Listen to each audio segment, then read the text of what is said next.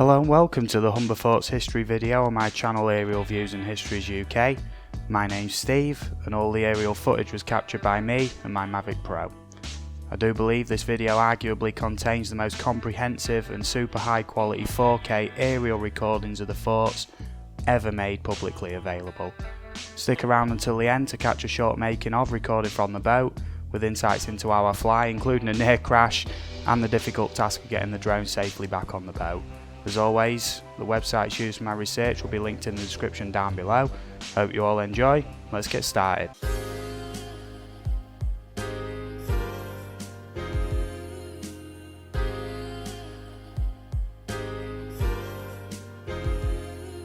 Well, the Humber Forts are truly iconic landmarks in the Lincolnshire area.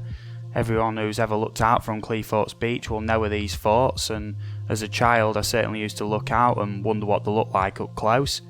They've been a source of intrigue for me and many other people I know who have requested this video to share my footage and learn of their past.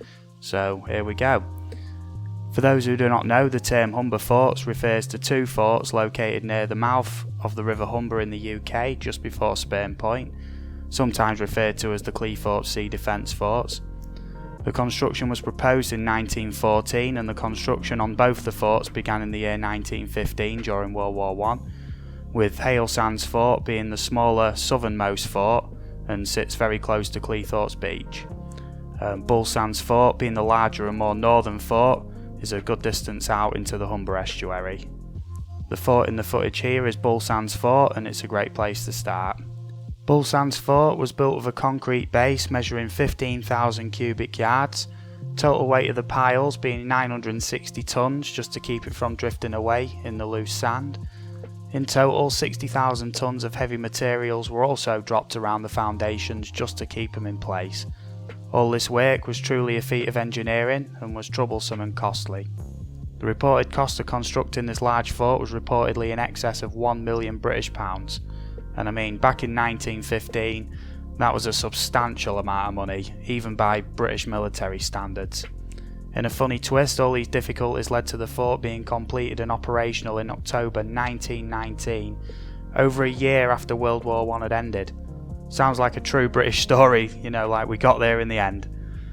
Upon its completion, the fort had 12-inch thick armour plating on the seaward side. After the completion of the fort in 1919, it remained manned and operational. Bull Sands Fort received many upgrades for the involvement of Britain during World War II, starting in 1939, including much larger guns on the top with rangefinders, a set of searchlights and the latest in anti-boat torpedo weaponry. Alongside Haile Sands Fort, these two structures could engage any air or sea invasion with extreme aggression. Metal nets were also installed between the forts to stop German submarines, known as U-boats, from sailing up the Humber and invading important dock towns such as Grimsby and Immingham, not to mention the strategic port city of Hull. The two forts were seen as key targets by the Germans and were repeatedly attacked by German aeroplanes during this time. More information on this can be found in the article listed in the description down below, and I highly recommend reading it all because it is truly fascinating. After the war ended in 1945, the fort remained manned for a further 11 years until it was demilitarised in 1956. It was sold to the Humber Conservancy Board in 1964, and in June 1998 plans were put in place to convert the fort into a drug rehabilitation centre by the Streetwise Charitable Trust. All information I can find relating to this trust points to the fact that it probably no longer exists, and it seems the future of Bull Sands is uncertain. Just a quick fun fact, it is reported that if the sea claims a 3/4 mile section of Spurn Point, then technically Bull Sands would be outside the 3-mile limit and could be used as a duty-free drinking port, which is a far cry from a rehabilitation centre, but nevertheless, if that happened, I'd be there. So now in the footage, we can see Haile Sands Fort, the smaller of the two forts. Although Bull Sands wasn't completed until 1919, Haile Sands was at least partially operational in 1917. It sits on a hexagonal foundation with circular walls built on top. This circular part of the fort has a diameter of 20.1 metres and has 0.5 inch thick armour all around it. Another layer of armour lines the inside of the concrete within the structures.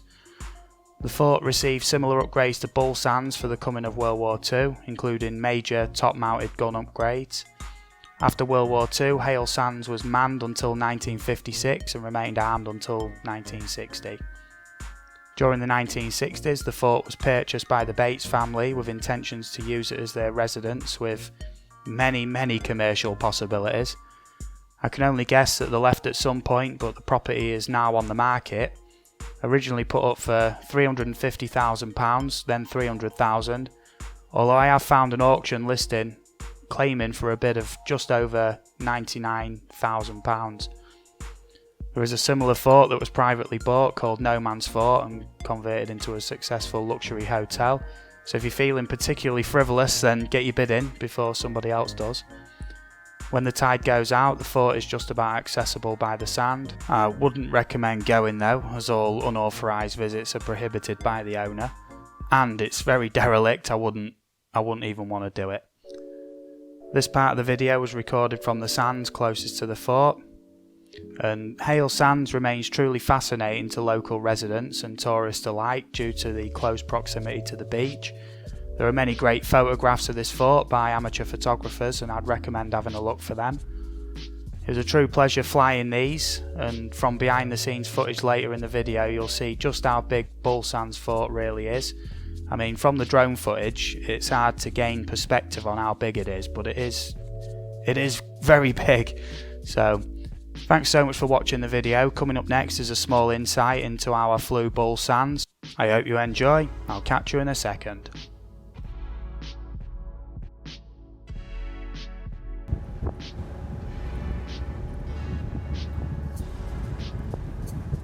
Anyway, to be fair, but walking on it looks beyond derelict, doesn't it? I went to ninja training school, have you? Did you actually go to ninja training school? Yeah. Run by ninjas? I'm fully qualified ninja, yeah. Like, So it was at this point here, after this nice panoramic shot, I decided it was about time to bring the drone back in. It's about 50% battery, and look how close this comes here.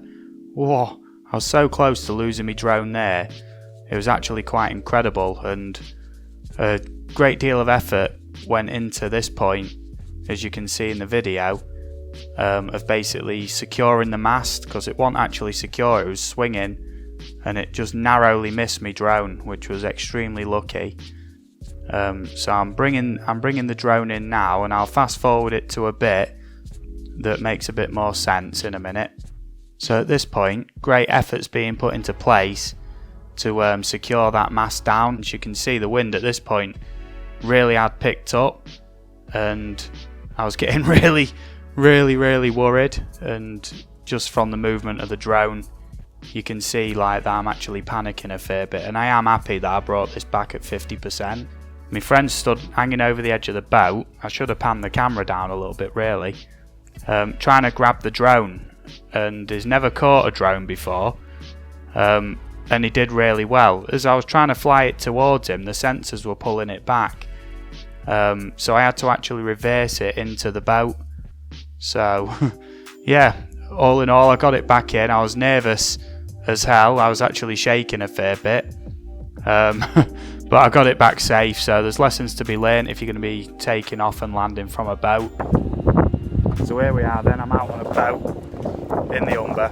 We've done a flight around one of the forts. I was going to do the others, but winds. Yeah, I'll get to that in a minute. We was going to do the lighthouse, which is over there, if you can see it, but the wind's really picked up. I don't want it to fly away. We sort of had a bit, not trouble, but issues catching it before, and I'll splice that footage in. You'll see, from the drone itself. Yeah, that was quite scary trying to get that back in while travelling at speeds. No, we're not actually travelling, but the wind is going directly that way, and I don't want to fly it out there and not be able to get it back. Yeah. I am on a recording light. Yeah. What happened is, from the change of the tide. Yeah. It's on the change of the tide. Yeah. So, yeah, fair enough. We're going to head back soon. Got